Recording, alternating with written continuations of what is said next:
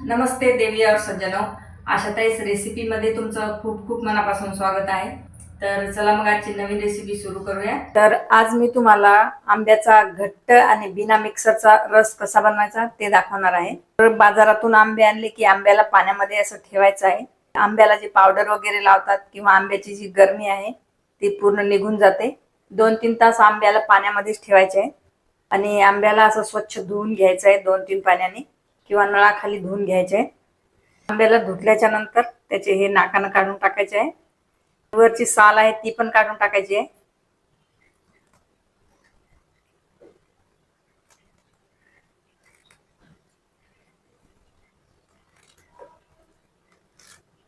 आंबे जास्त पिकलेले आहेत तर आपल्यापच त्याची साल निघत आहे।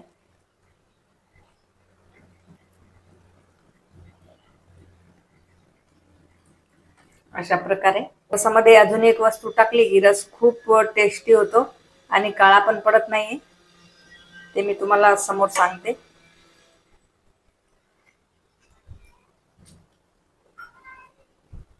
चारही आंब्याचे हे साल काढून घेतलेली आहे। भांड्यामध्ये किंवा मोठ्या बाउलमध्ये अशी चाळणी ठेवायची आहे आणि हा आंबा या चाळणीवर घासून घ्यायचा आहे।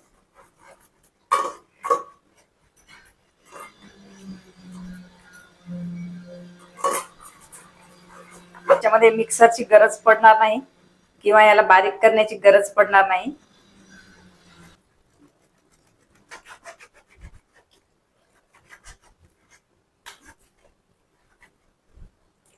आंब्याच्या कोईला अजिबात काही राहत नाही।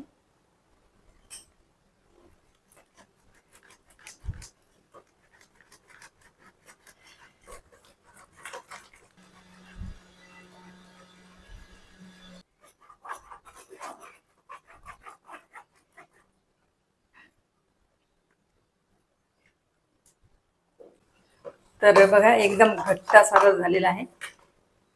तर रसाला मिक्सर मध्ये काढायची गरज नाहीये।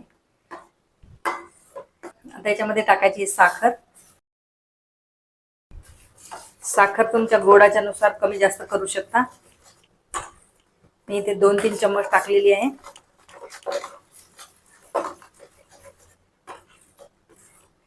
आणि याच्यामध्ये अजून एक वस्तू टाकायची, त्याने रस आपला खूप टेस्टी होईल आणि काळा पण पडणार नाही।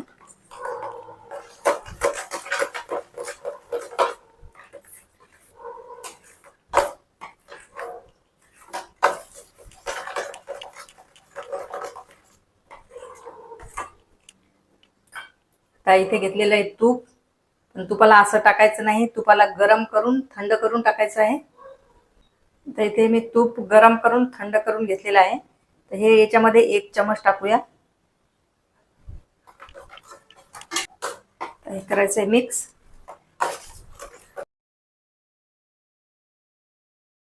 आणि रसामध्ये तूप टाकल्याने कलर पण चेंज होत नाही किंवा रस काळा पडत नाही।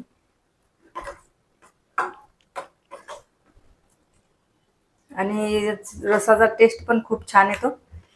बघा एकदम घट्टसर असा रस झालेला आहे। आता याला मिक्सरची गरज नाही। तर बघा देवी और सज्जनो,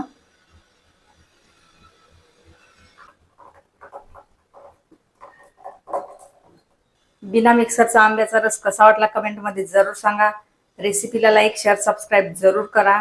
तर मग चला भेटूया अशाच एका नवीन रेसिपी सोबत। तोपर्यंत बाय बाय।